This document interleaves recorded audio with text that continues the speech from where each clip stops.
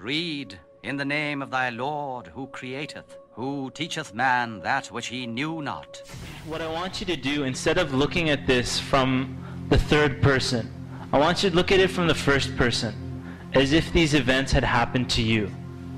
As if the events had happened to you. So when I say that this such and such happened, what I want you to imagine is if it had happened to you.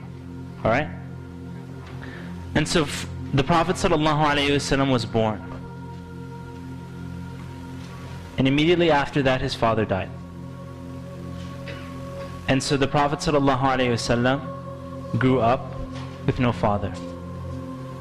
He was raised by his mother.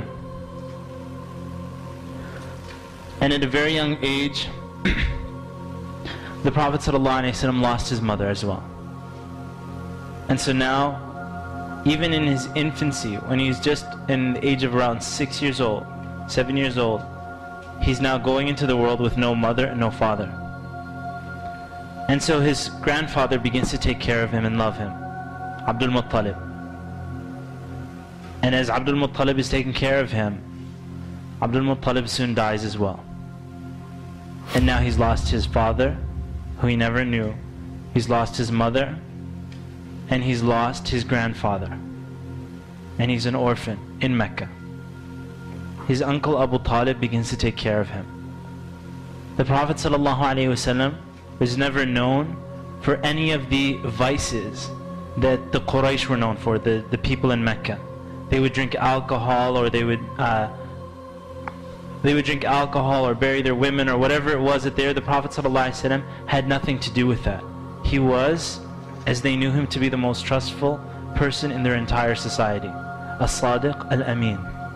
Not only that, but when Khadija radiallahu anha, who was a very successful businesswoman in Mecca, she would send out the caravans, she noticed that this was a man that was of the most, or the most trustworthy amongst all the men. And so she placed him in charge of her caravan that would go to Syria and come back. And so the Prophet ﷺ at that time hadn't received revelation. He was 25 years old. He took care of her caravan, and where everybody else was just going, making a profit and coming back with the Prophet, the Prophet ﷺ went to Syria, made a profit, and then bought items. And then when he came back to Mecca, he also sold it in Mecca. So he got double the profit. Khadija radiallahu anha asked her uncle to speak to Muhammad sallallahu alayhi wasallam about getting married. And they got married. It was his first wife, Khadija radiallahu anha. And from Khadija, he had the majority of his children. When the Prophet sallallahu alayhi wasallam received revelation towards age 40, the Prophet ﷺ used to go up to a cave. And that cave, till today, if you go to the Kaaba and you're standing in the Kaaba, you will notice all these huge hotels around the Kaaba. I think they're building a new hotel there. It's huge. But there's still a mountain that you can see right when you're doing tawaf. Some of you might, if you've been to Mecca, you don't recognize that mountain. But there's a huge mountain in the distance that isn't covered by hotels. And from the courtyard of the Kaaba, you can see it. That's Ghari Hira. That's the cave of Hira. And that's where the Prophet ﷺ, it's an extremely difficult climb. Right? If you're thinking, yeah, I want to go visit there, it's maybe an hour walk upwards. It's extremely high, bigger than those high hotels. The Prophet ﷺ used to go there and worship. At-Tahannuth. And you'll see this in Sahih Bukhari. It's one of the first hadiths.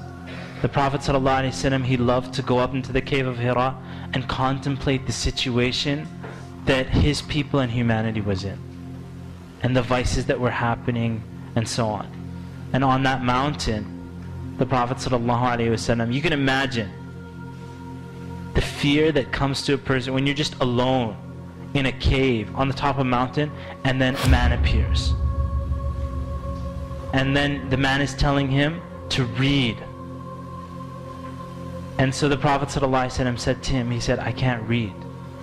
And a lot of people forget this part about that story, and many of you are familiar with it. Jibreel alayhi salam, Angel Jibreel, he grabbed the Prophet ﷺ and he squeezed him. and he pressed him so hard. So not only the fear of seeing that person there, but he pressed him so hard until the Prophet ﷺ said, I felt I was going to die. And then he let go of him. And then he said, read. And the Prophet ﷺ said, I can't read. And then he squeezed him again until the Prophet ﷺ said that I felt I was going to die. And then he said to him, read. He said, I can't read. And then he pressed him again until he felt he was going to die. And then Jibreel alayhi salam told him, اقرأ باسم ربك الذي خلق خلق الإنسان من علق اقرأ وربك الأكرم الذي علم بالقلم علم الإنسان ما لم يعلم. And so the Prophet ﷺ, as he was walking away, and he saw Jibreel in this stance, in another point afterwards, he saw Jibreel in his original creation, covering the entire horizon. Nobody saw Jibreel, but the Prophet ﷺ saw him. And so he came home frightened. And his wife Khadija, she said, what's wrong? And he said, just cover me up. And he was shaking. He said, Zammiluni, Zammiluni. He said, just cover me up. The Prophet ﷺ was so scared about what had taken place. And in fact, after that, Khadija radiallahu anha, you'll see in the seerah, she said, Allah would never do this to you. Allah would never disgrace you or humiliate you, because you fulfill the ties of kinship. You're good to the orphans. If anybody needs help, you're the one who helps them. You feed them, you take care of them, you will never be humiliated by Allah subhanahu wa ta'ala. And so the Prophet sallallahu alayhi wasallam, after that, revelation discontinued. You will see that for many months, Jibreel didn't come back until he felt that Allah was angry with him.